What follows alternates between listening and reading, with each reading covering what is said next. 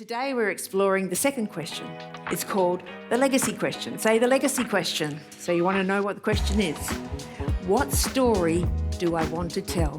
When this decision, this season of life, this relationship is reduced to a story, what story do I want to tell?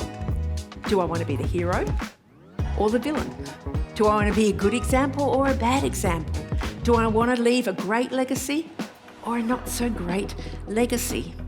It's a story we tell or a story we hope we never have to tell.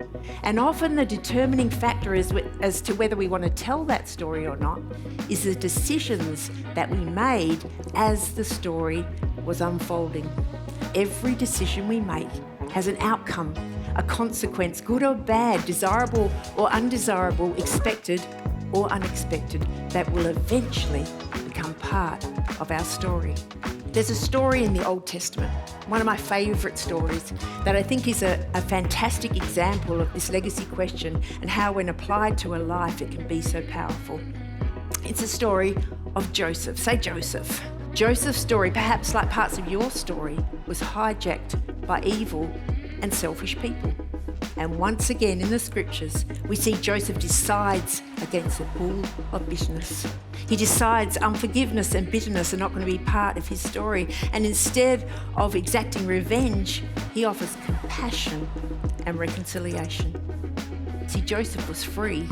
He was free to write a better story, a story he decided, one decision and one response at a time. Sometimes the right decision is not always the easy decision, is it? Sometimes the right decision is not always the appealing decision.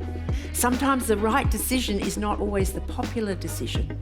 But the decisions that we make in the valleys and on the mountaintops all become part of our story on the other side. Some of our worst decisions are often fueled by something with strong emotional appeal. See, in emotionally charged environments, we often think in terms of our immediate options rather than our story. You might imagine that you have one of these in your hand. And instead of pressing fast forward or play, you might think to pause, to press pause. Pause to ask. Ask yourself the legacy question. When this is behind me, what story do I want to tell? Because how many of us know that we have this little salesman in our head that can easily talk us into whatever option we really want? We're super good at justifying, aren't we, what we really want?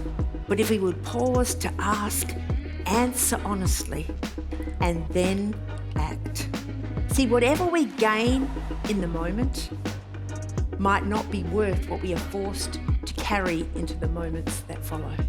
When we hit a rough patch or we find ourselves in this long, difficult season, sometimes we can think that that current chapter of my story is my entire story. But with God, it doesn't have to be.